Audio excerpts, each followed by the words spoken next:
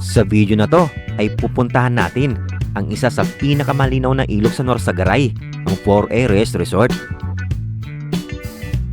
Malinis at malamig ang tubig dito. At higit sa lahat, sa halagang 300 pesos ay may enjoy na natin ang ATV rides dahil napakalawak ng iikutan dito. Sobrang solid. Kanina pa kami umiikot-ikot dito. And di pa kami nakakabalik sa resort.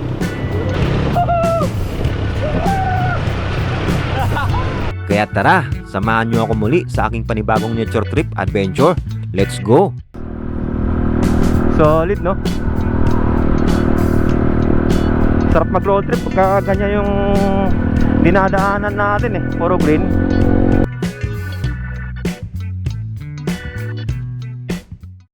What is up mga par? Magandang araw sa inyo. Ngayon ay pupuntahan natin ang muling magbubukas na 4A Rest Resort sa Norsagaray, Bulacan. And kasama ko pa rin ngayon ang Team Idol, pero doon na kami magkikita sa resort. So andito na ako ngayon mga par sa Plaridel Bypass Road. Dito na ako nagsimula mag video. So tara mga par, samahan nyo ako. Let's go!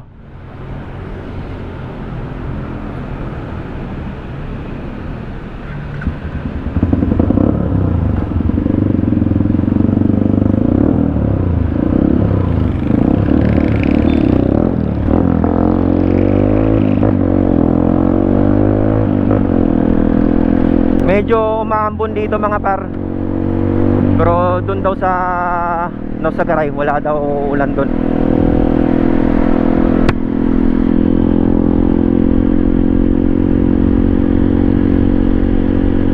So ayun nga mga par, no, muling magbubukas ang 4A Rest Resort.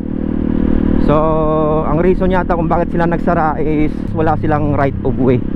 So ang dating daan papunta dun sa resort is dadaan pa tayo sa private property ng Holcim Cement na paggawa ng semento. Pero ngayon po may bago ng daan. So panoorin nyo itong video mga par para malaman nyo yung bagong daan. Alright mga par, so dumaan ako dito sa Talampas, Bustos, Bulacan. And medyo maaga pa naman kaya nag side trip ako dito. Namiss ko na kasi itong daanan eh. Hindi pa to sikat, talagang paborito ko na itong daanan mga par. Ang solid kasi ng ambience dito, lalo na pag bagong tanim ng palay mga par. Ang sarap sa feeling yung ambience dito. Ang solid. Ang lakas maka good vibes mga par.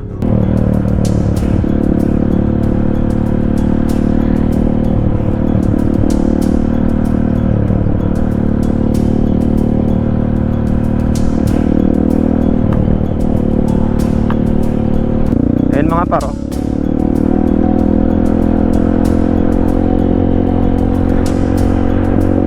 Solid, no?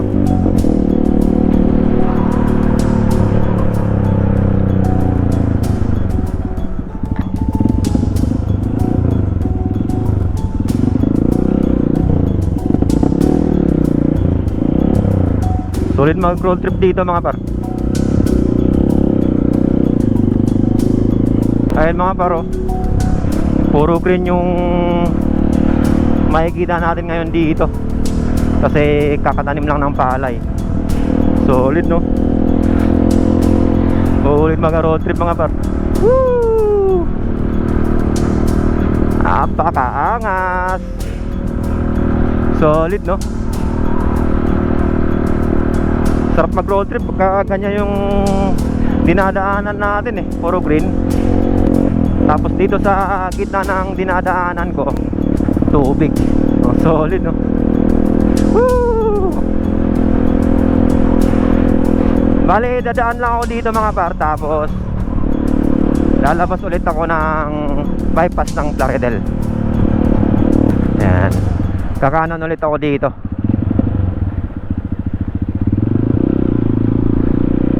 Tapos kaliwa dito. Itong part na to mga par, part na to ng Barangay Malamig, Bustos, Bulacan. So doon po yung Talampas. And meron ditong tunnel sa ilalim ng bypass road. Dito tayo dadaan. Ayan, so malapit na tayo sa pinaka-tunnel dito mga par.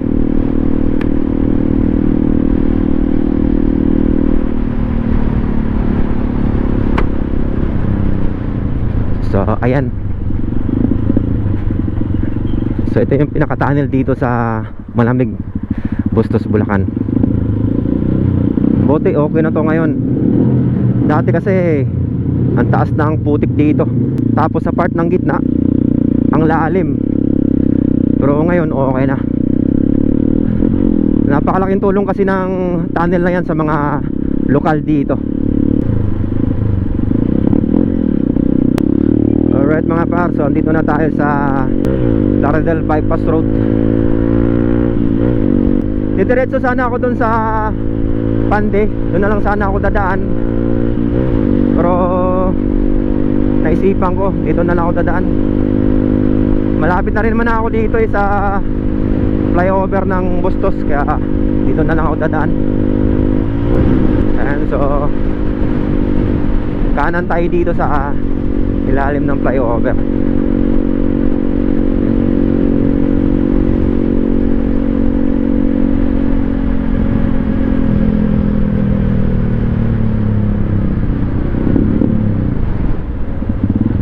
Wala naman na sigurong mga truck ngayon.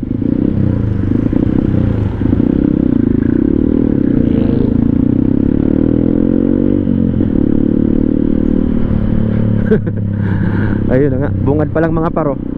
Ang lalaki na nung makakasabay natin. Pagligo pa lang natin sa Bustos flyover mga par, sumalubong na sa atin agad yung mga malalaking truck. Ganyan talaga dito mga par. Pag madalas kang dumaan dito, masasanay ka sa mga yan. Pag naunahan mo naman yung mga yan, dire-diretso naman yung biyahe dito. Woo! Mulubak to eh. Wala naman palang lubak dito eh. So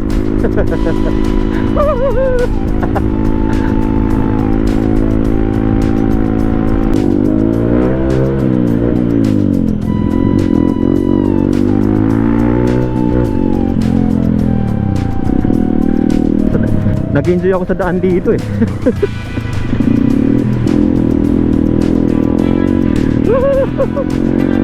Ang lalaki ng rock bar.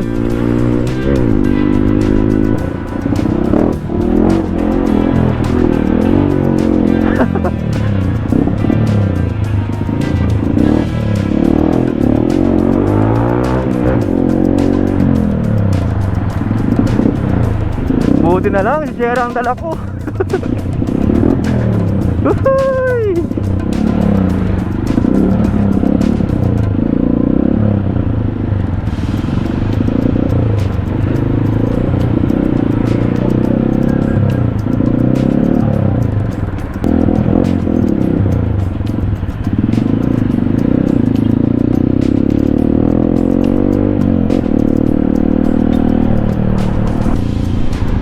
Welcome to North Sagaray, Bulacan. Ayan. Alright mga pars, so andito na tayo sa circle ng Garay. Ayan, so papakita ko muna sa inyo na nandito na tayo sa circle ng Garay. Ayan, sa harap ko. And i-reset ko lang dito yung trip view ko para malaman natin kung ilang kilometro mula dito sa circle ng Garay papunta sa spot ng 4 Areas Resort. Ayan, so naka-reset na. And i-screenshot nyo na lang mga par yung dadaanan ko papunta sa 4 Areas Resort para may reference na kayo pag pupunta kayo sa 4A Reyes Resort.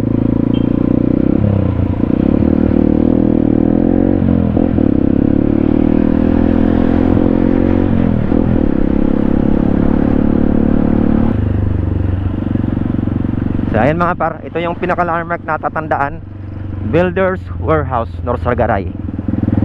Mula doon sa circle ng Garay, 0.7 km. Tapos dito kakaliwa na tayo.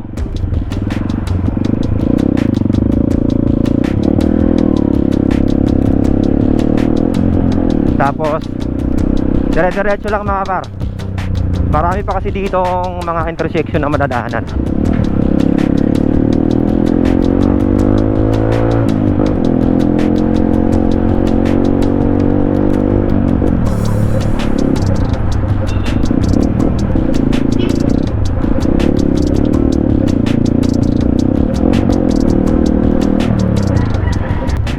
Tapos dito mga par, diretso lang ulit tayo.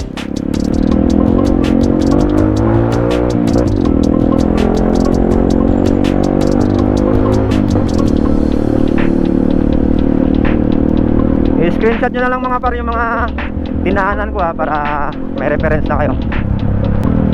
Tapos dito mga par, ayan, kakanan tayo dito. Ayan. Tapos pagliko natin, ayan, madadaanan natin ng tulay ng Barangay Matiktik, Norsagaray, Bulacan. Tapos dire-diretso lang ulit mga par. Sundan lang natin tong pinaka main road. Ayan, welcome Barangay Matiktik, Norsagaray, Bulacan.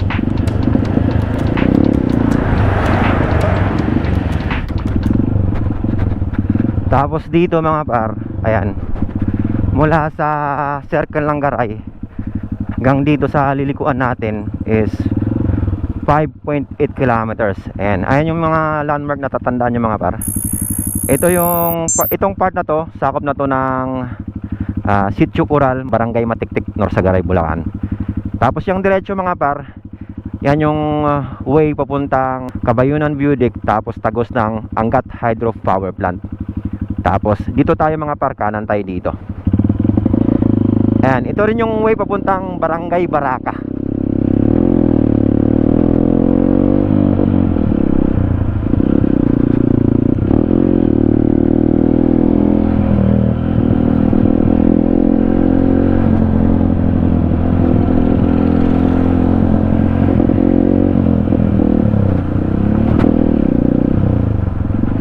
Dito sa Bungat, sementado pa naman.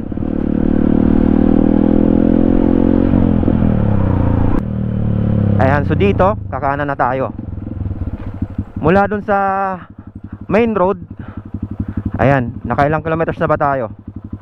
5.8 tapos 6.3, naka 0.5 kilometers na tayo. And dito makikita natin, ayan, may signage dito na welcome to 4A Reyes Resort. So i-reset ko lang ulit mga par ang trip ko dito para malaman natin mula dito sa main road papasok dun sa loob ng 4A Reyes Resort. So naka 6.3 tayo mga par mula dun sa Circle ng Garay hanggang dito sa kanto na to. So tara mga par, kanan tayo dito. And may mga signage naman pala, kaya madali na lang masundan. Pero dito sa pagliko natin, ayan, rough road na. Pero kayang-kaya naman to ng scooter mga par. Hindi siya ganung kalubak.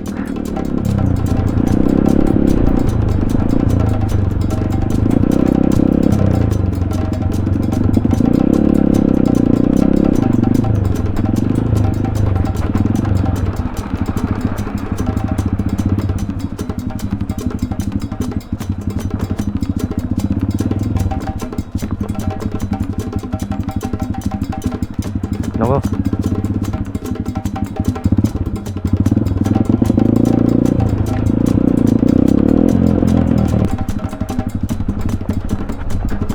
So dito diretso lang tayo. Ayan mga paro, makinis yung daan dito kahit rough road. Hindi siya malubak. Tapos dito diretso ulit tayo. Kaso may intersection ulit. Yun lang. Ay ito. Ayun, may signage. Ayun to 4A Reyes Resort. So sana dito nila nilagay sa pinakakanto, dito sa gitna. Kasi pag dyan, di makita. And dito, ayan, medyo rough na talaga. Pero kayang-kaya pa rin ng scooter to.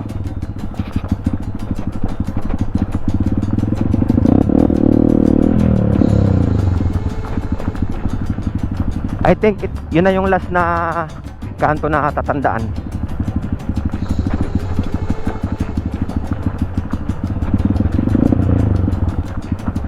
Dito diretso lang. May isang kanto pa rin pala, pero may signage naman kaya hindi tayo maliligaw mga par.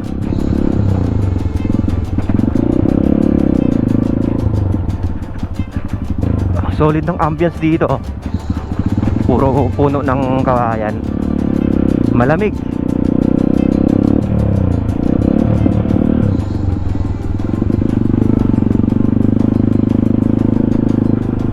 So ibig sabihin, gumawa talaga sila ng bagong daan papunta sa 4ARS Resort. Eh no, bagong bago yung daan.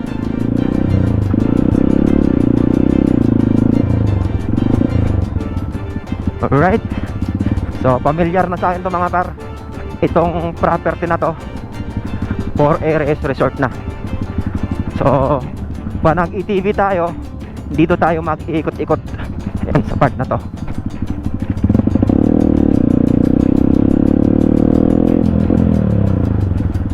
Tanda ko na to mga par, kasi dito kami dumaan nung nag-ETV kami nung unang punta ko rito. Ayan, sa 4ARS Resort na to mga par, itong mga tanim na ampalaya. Ayan, kaliwa tayo dito. Ayan, may mga signage naman. Woo!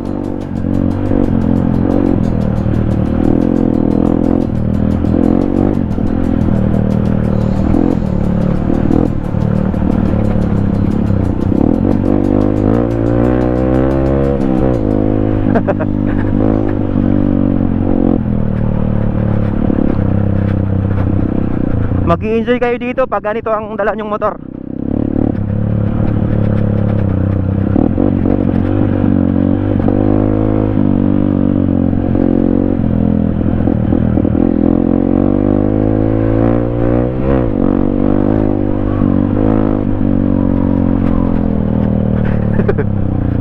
Saan kaya sila?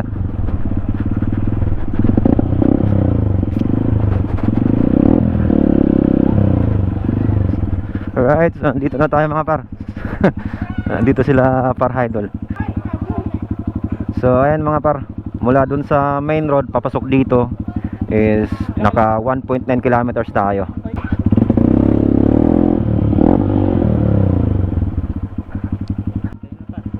Saan ko pwede parada to? Ah,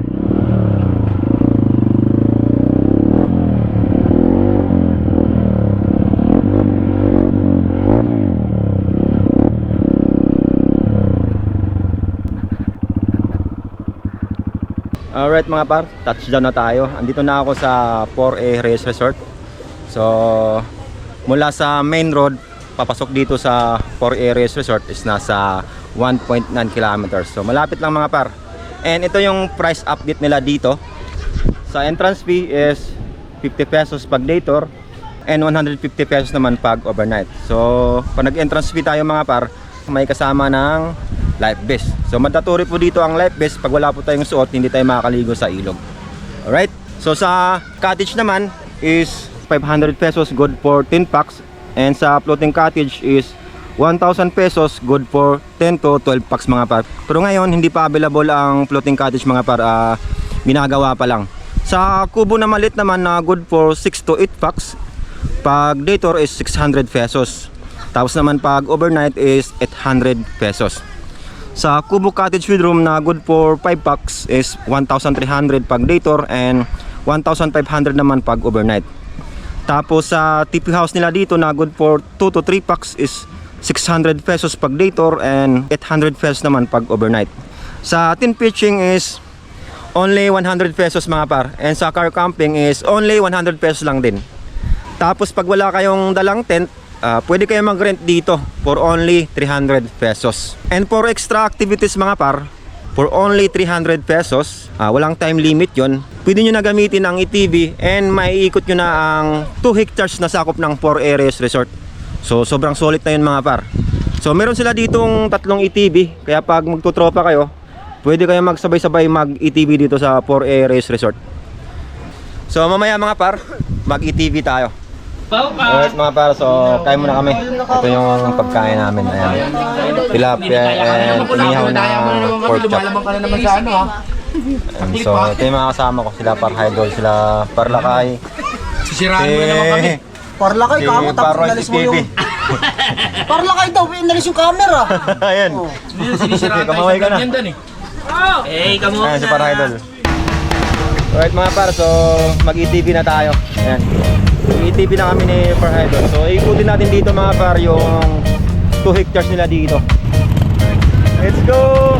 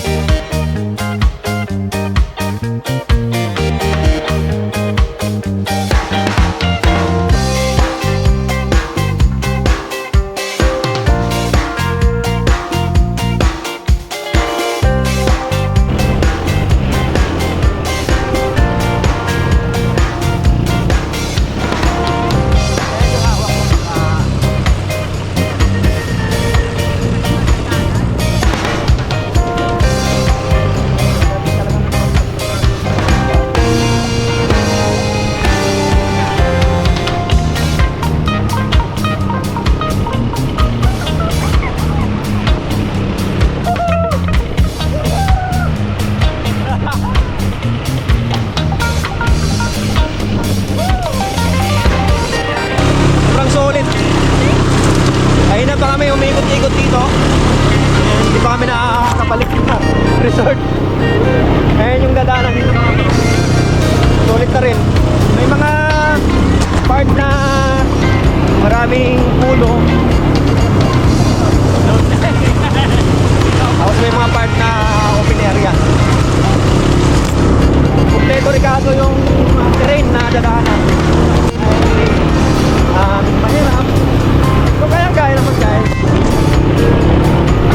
Sulit.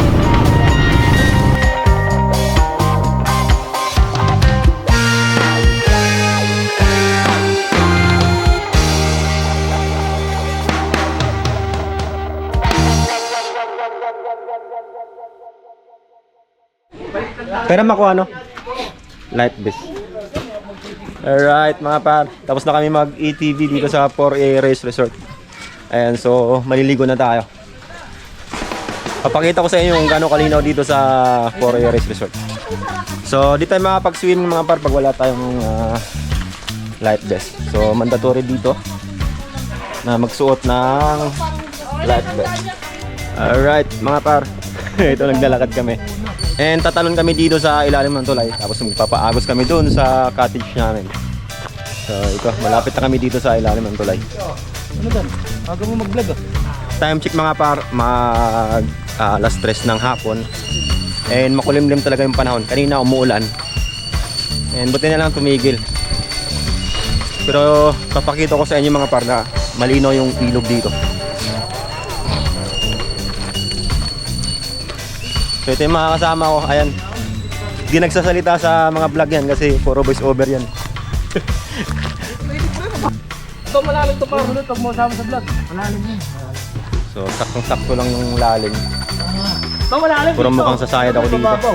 Kasi biglang, kanina kasi malalim mga par. Ito malalim. Kaso pag lumalim pala rito, sobrang lalim talaga, sobrang taas ng tubig.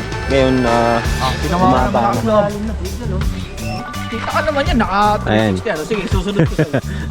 Develop eh. Kinakabahan ng tao. Pagkali, Senyor Pedro. Uy!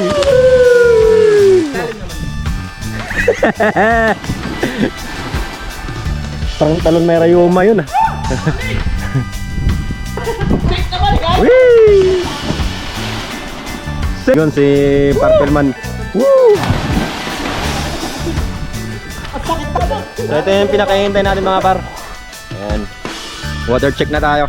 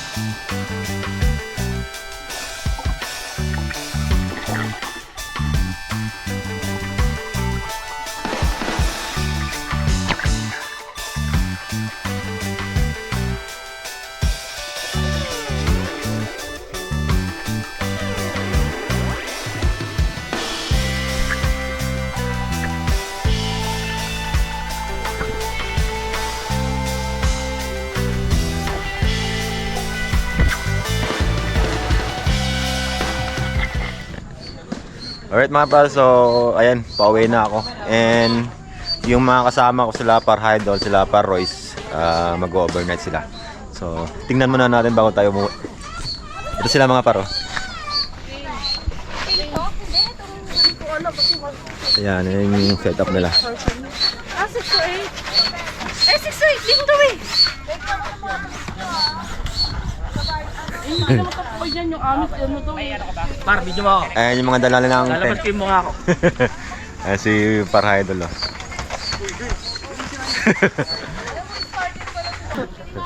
So ito sila.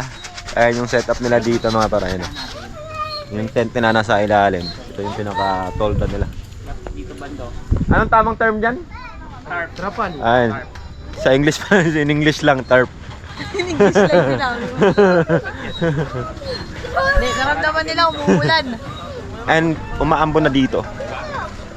And pag nag-safe naman mag-camping dito mga par kasi medyo loob to.